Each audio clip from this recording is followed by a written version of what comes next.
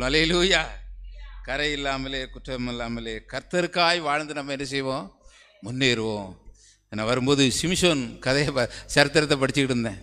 இப்போ அவருக்கு நான் படிக்கும்போதெல்லாம் நினச்சி பார்த்தேன், அவங்க தாய் தோப்பை நல்லா வளர்த்தாங்க. ஆவியானவரும் அவரை என்ன செய்தார்? ஏவ தொடங்கினார். ஆனால் இதை மாதிரி ஐக்கியம் அவருக்கு என்ன செய்யலை, கிடைக்கல. தாய் தகப்பனுக்கு வயசாகி போச்சு. அதை வச்சிருக்க அல்லேலூயா. இதை மாதிரி ஒரு ஐக்கியம் இருந்ததுன்னா அவரோட வாழ்க்கை எப்படி ஆயிருக்கும்? கண்ணை பிடுக்க வேண்டிய அவசியம் என்ன செய்ய இருக்காது, வந்திருக்காது. அல்ல சதை வச்சிருக்க அல்லேலூயா.